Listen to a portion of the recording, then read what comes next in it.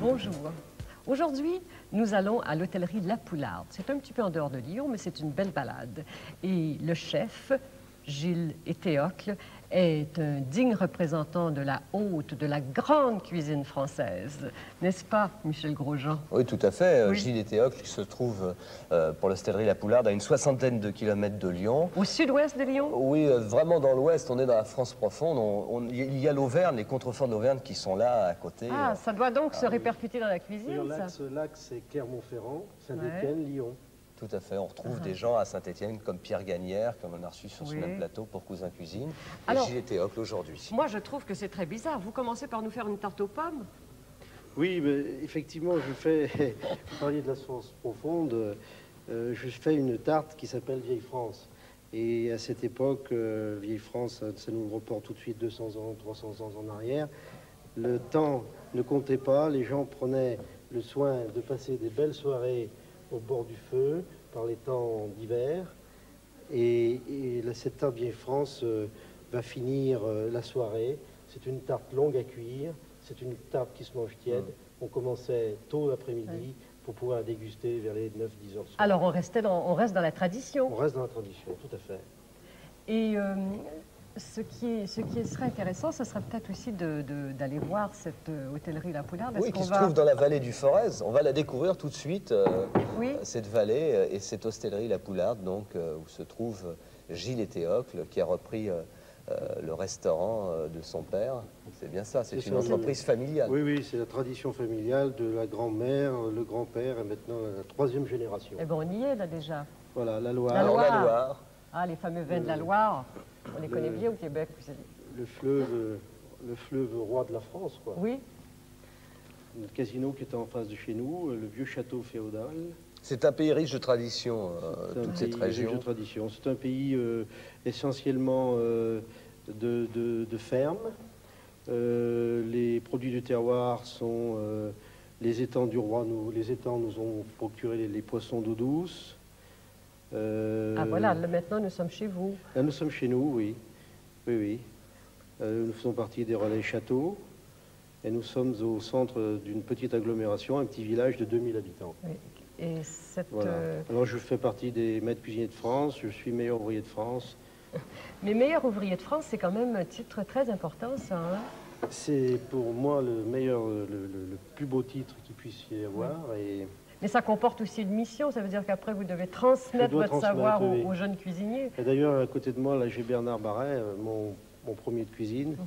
Et dans un petit mois, il va préparer le concours des meilleurs ouvriers de France. Ah oui. Et je vais essayer de lui transmettre tout ce que je peux pour qu'il réussisse brillamment ce concours. Alors Gilles, on continue un peu cette tarte. Oui. Il faut quand même préciser un point important à propos de cette tarte Vieille France, France Nadeau. Oui. C'est que la tarte Vieille France, ça fait penser aussi au Québec. Hein, à cause des pommes? Non, non, pas du tout, Gilles Éthéocle.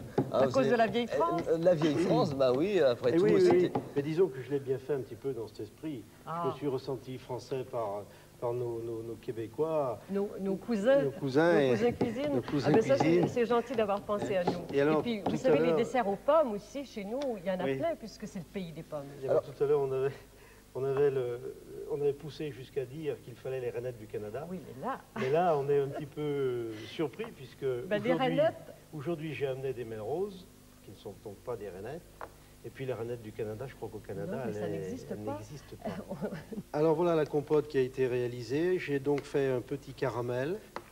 Avec de l'eau et du sucre. Avec de l'eau, du sucre, 100 grammes de sucre, un demi-verre d'eau. Lorsque j'ai obtenu mon caramel légèrement blond, j'ai incorporé mes pommes que j'ai fait fondre tout doucement, de façon à ce qu'elles perdent 40 à 50% de leur humidité. Et je les ai liées à la fin pour conserver tous les parfums avec 50 grammes de beurre. Vous avez remarqué, j'ai foncé ma tarte et j'ai piqué légèrement le fond afin d'éviter toutes les petites bulles qui peuvent se faire, n'est-ce pas? Et la compote, est-ce qu'on la met chaude, tiède ou froide? Il vaut mieux qu'elle soit tiède, hein, c'est préférable. La pâte facile à faire, c'est une pâte feuilletée, c'est une pâte brisée, Gilles? C'est une pâte brisée. Alors là, j'ai les ingrédients de la pâte brisée, le sucre, la farine, les œufs. Il me manque le beurre. Si on veut se faciliter les choses, mais- est-ce qu'on ne peut pas l'acheter déjà congelé? Vous pouvez l'acheter congelé. Et moi, je vais je toujours pense aux que solutions sur- faciles. Hein. J'incorpore également quelques oreillons d'abricot. Qu'est-ce que vous appelez des oreillons? Les oreillons, c'est des demi-abricots, Ah oui. n'est-ce pas, qui ont été préalablement cuits au naturel. Vous pouvez trouver ça facilement en boîte Oui. chez votre supermarché. La tarte est prête à mettre au four. On va commencer donc une première cuisson.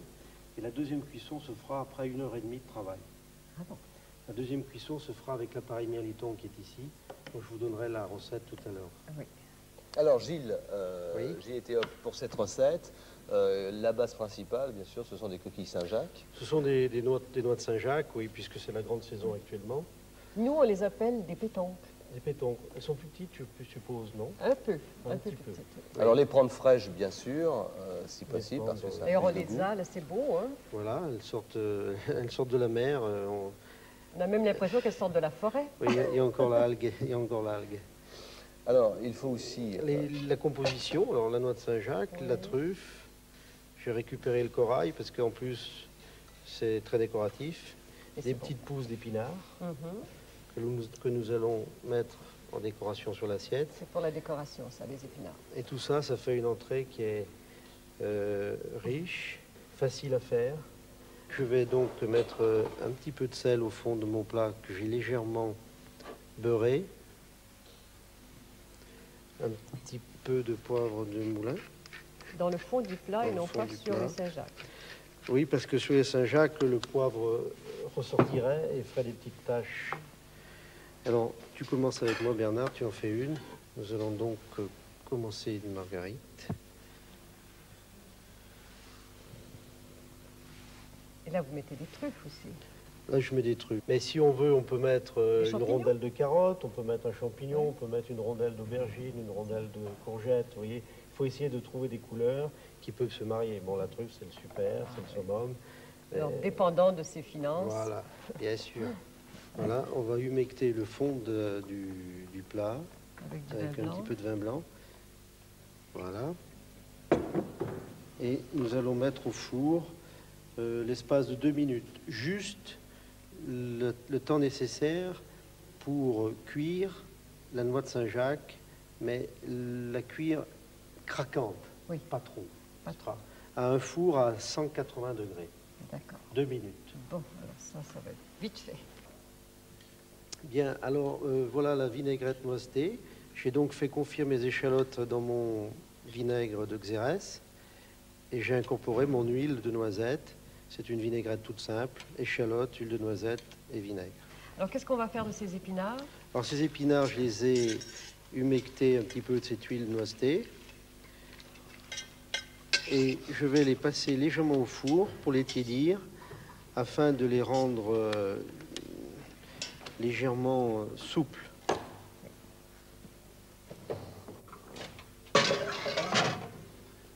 Là, je regarde mes noix de Saint-Jacques. Elles Tu sont peux fermer, cuites? Bernard. Elles sont cuites, voilà. C'est vraiment pas très long, hein? C'est très, très court, n'est-ce pas? Je les arrose un petit peu De leur jus. de leur jus et du petit vin blanc Ah qui oui. a parfumé tout ça.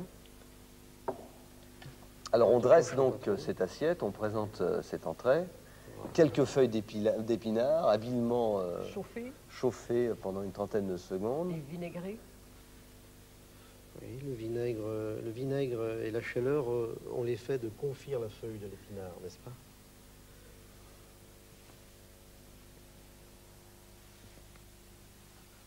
Alors, c'est fleur sur fleur, hein? Et la deuxième. Et la deuxième, Ça fait un plat bien coloré. ah, voilà, bien. Alors le corail, n'est-ce pas? Nous allons également le disposer dessus. Voilà. Donc mariage heureux entre les épinards. Tout Et on petit rajoute peu un peu de d'huile vinaigrette? de vinaigrette là pour donner le petit parfum, À l'huile de noix. très peu.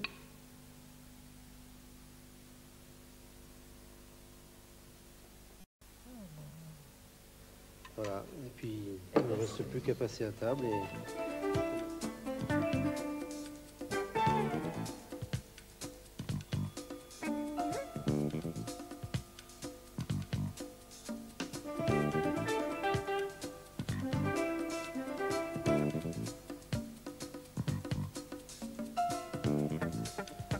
Je pense qu'il est quand même difficile de remplacer la truffe, vous le disiez tout à l'heure, par de la courgette ou par des carottes, parce que la truffe a quand même déjà une odeur très présente. Tout est... Moi, je pense que l'œil d'abord, n'est-ce pas, le nez ensuite, et en troisième, les papilles. Mais d'abord le nez et l'œil. C'est ce qui vous met en évidence un plat. C'est ce qui nous met en appétit aussi. Voilà, absolument. Je vous en prie. Je peux vous servir un petit verre de Bourgogne. Oui.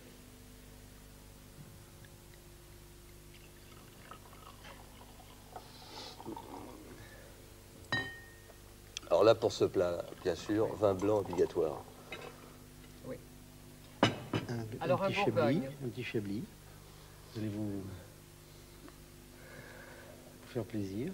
France Nadeau, on a attaqué avec une tarte aux pommes, une tarte vieille France. Oui, on Michel a continué Grosjean. avec une entrée.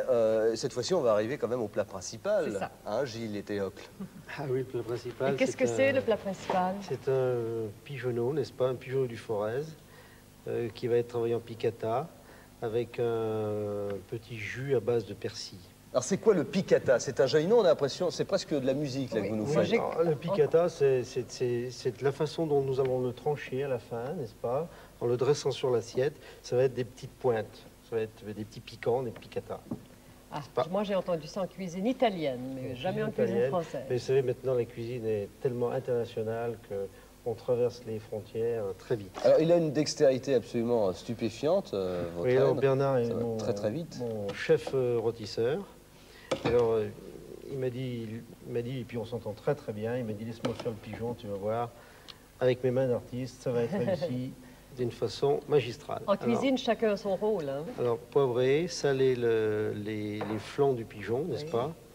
On a préparé les petites cuisses désossées, Désossées. repiquées sur le côté, n'est-ce pas? On va peut-être les Vous montrer. voyez, n'est-ce pas? Comme ceci, on ressort bien l'os. Un petit peu de beurre, pas que ça aille trop vite. Bien. En garniture de ce pigeon, il y a un flanc de maïs. C'est assez intéressant. Ça, je pense, oui, n'est-ce ça, pas? j'imagine que c'est assez nouveau en cuisine française, l'utilisation du maïs. Oui, mais quand on se replonge dans la vieille cuisine, on trouvait du maïs. Ah oui? On trouvait beaucoup de maïs également.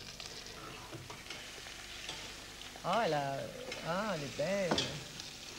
Voilà la tarte. Alors, elle gonfle. Hein? Elle gonfle un petit peu, voilà. Alors la compote s'est desséchée légèrement. Toute la pâte est imprégnée du parfum des pommes et des abricots. Et là, je vais le recouvrir de l'appareil Mériton, dont je vous ai expliqué, qui était composé de crème, d'œufs, de poudre, d'amandes blanchies et de sucre. Et dessus. Voilà. Voilà, on va arrêter là parce que ça risquerait de déborder. Faut pas que ça déborde parce qu'au démoulage, ça serait délicat après. Alors voilà, je vais remettre la tarte maintenant pour une bonne heure au four. Alors ça, il vaut mieux s'y prendre tôt hein, pour faire cette tarte-là. On fait pas de la cuisine de dernière minute. Alors pendant ce temps-là, eh bien, les pigeonneaux sont en train de rôtir. Oui. On prépare les champignons. Émincer les champignons. Alors, Alors, on va blanchir les mange-tout que j'ai déjà taillés pour leur donner une petite forme agréable. J'ai donc mon eau qui est légèrement salée. Je les plonge dans l'eau bouillante.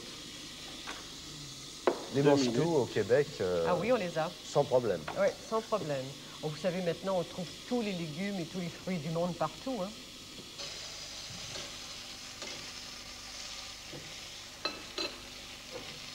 Pas trop vite, c'est bon.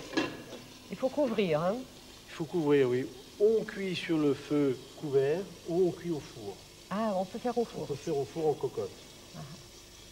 Le jus du pigeon, additionné donc d'échalotes, de champignons, va être additionné également d'un jus de persil.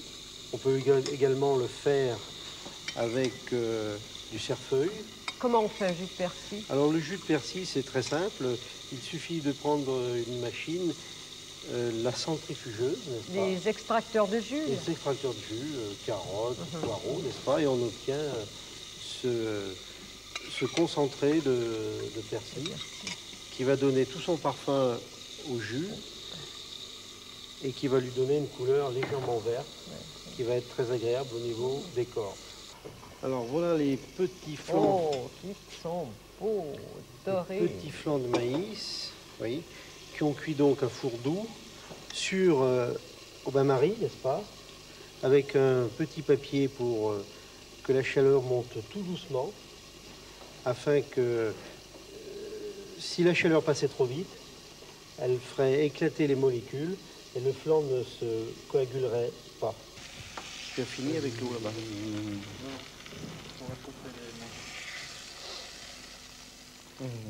Bien. Alors là, n'est-ce pas, les pigeonneaux sont prêts, ils sont rôtis. Il est important de laisser reposer la viande un petit peu, de laisser reposer les pigeons, afin que la capillarisation de la chair se refasse bien dans les tissus. Si on découpait tout de suite le pigeon, le sang va couler. Si on attend 10 minutes, il se produit le phénomène de capillarisation, c'est-à-dire que le sang qui est collé en ce moment contre les parois osseuses va revenir dans les tissus et va donner le rose. Est-ce que c'est pas vrai pour toutes les viandes? Pour toutes les viandes, il est très important de laisser reposer un petit peu la viande avant de la trancher. Donc on a dégraissé un petit peu. Vous avez dégraissé avec... Dégraissé un Non, petit peu. avec quoi vous avez dégraissé? On a retiré la graisse. Ah oui, Un tout petit peu de graisse. Et là, on rajoute donc les On champignons. rajoute champignons, échalotes, que l'on va faire suer tout doucement, afin qu'ils donnent tout leur parfum et leur sucre. Voilà. La cuisson des pigeonneaux, c'est très court finalement, hein? C'est combien de temps? Ben, c'est 10 minutes. Oui, 10 minutes. 10 minutes, surtout que là, ils sont déjà levés un petit peu, donc la cuisson se fait beaucoup plus vite. Alors là, on va ajoute du déglacer vin un blanc. petit peu au vin blanc. Un vin blanc sec. Oui.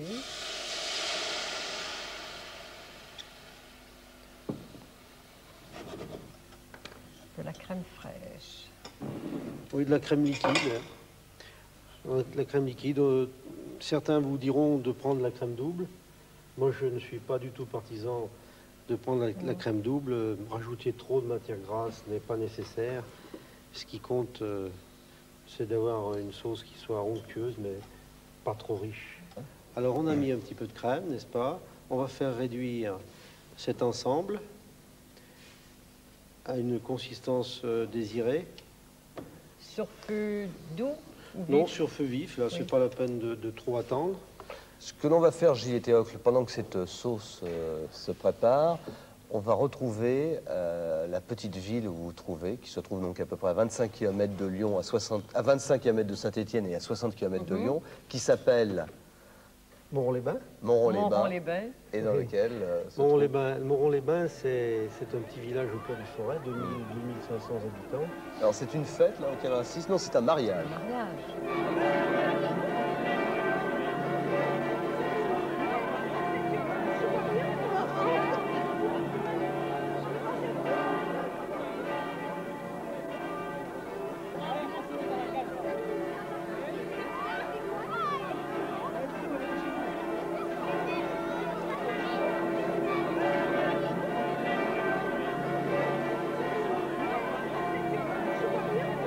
Voilà le vieux château qui remonte au XIe siècle. La source du Geyser, qui est la source la plus profonde du monde. Elle est captée à 602 mètres. Alors quelles sont les propriétés de cette source? Alors c'est une source qui a les propriétés de soigner le diabète, l'obésité, le foie. Ça tombe très très bien. Oui, ça tombe très bien pour ceux qui Le viennent foie, nous voir. oui. Ils font des petits passages gastronomiques. Oui, ils ont tout sur place. Ils Et ont ce- la chambre, ils ont le table, ils ont les soins. Et ce petit train, ce qui... Ah, c'est un petit train de l'Ardèche, ça. Une foule brillante, tout là-bas, vers la grande mer. Le mécanicien ronde sur sa locomotive, regarde les remèdes.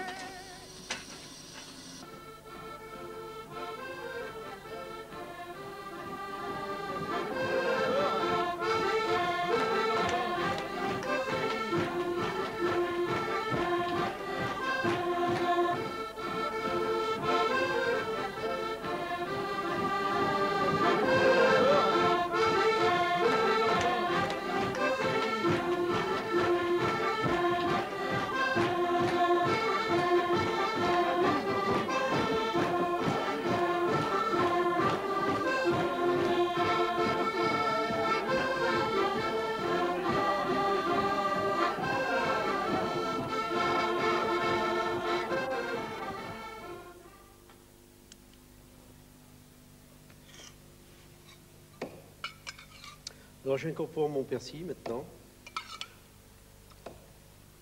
Je pense qu'on va tout mettre. Hein. Ça va colorer la sauce. Voilà. Ah oui. Et c'est très facile, vous voyez, on passe le couteau le long du bréchet, n'est-ce pas?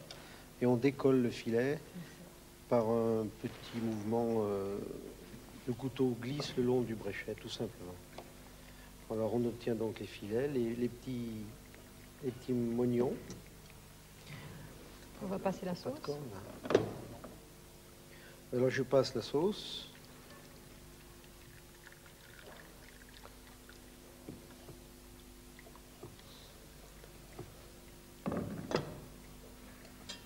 C'est la couleur des paysages qu'on a vus.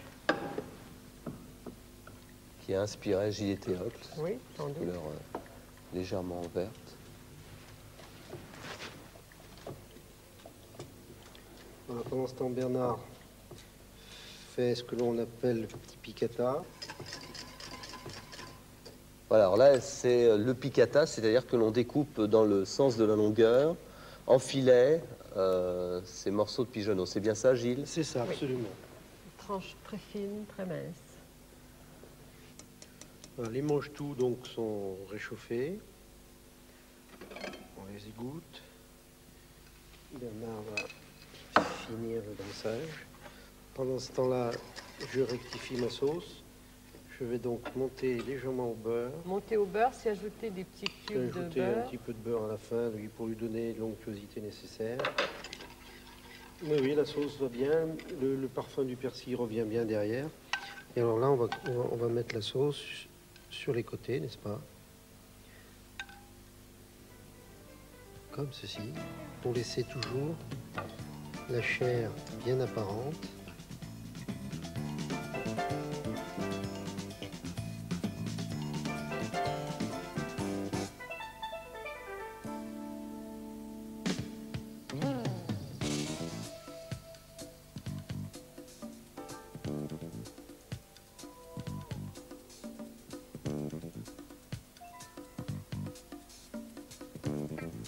Gilles Théocle, on est en train de terminer cette assiette C'est même superbe tout à fait de terminé. pigeonneau. Oui.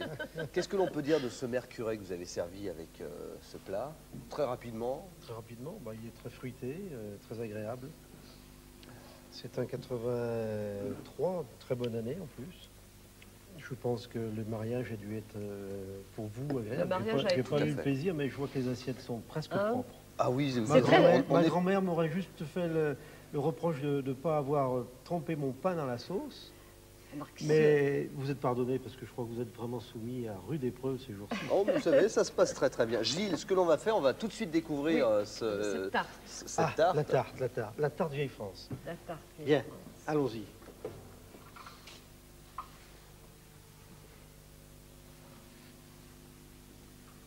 Oh, elle est superbe. La voilà. Voilà la tarte. C'est superbe. Mais ça Elle ressemble vous- pas elle du tout vous à une plaît? tarte, ça ressemble Elle vous plutôt à un plaît? gâteau. Elle est très appétissante, elle a Oui. des couleurs mordorées, des couleurs d'automne.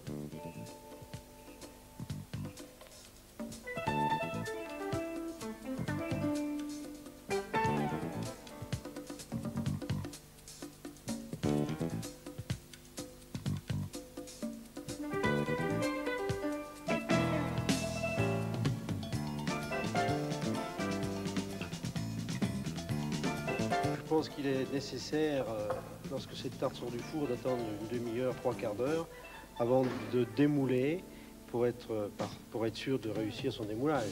Alors France, je pense pas qu'on ait vraiment le temps d'attendre une petite demi-heure. Nous, on a tout notre temps, c'est les téléspectateurs qui l'ont peut-être pas, alors on va leur dire au revoir.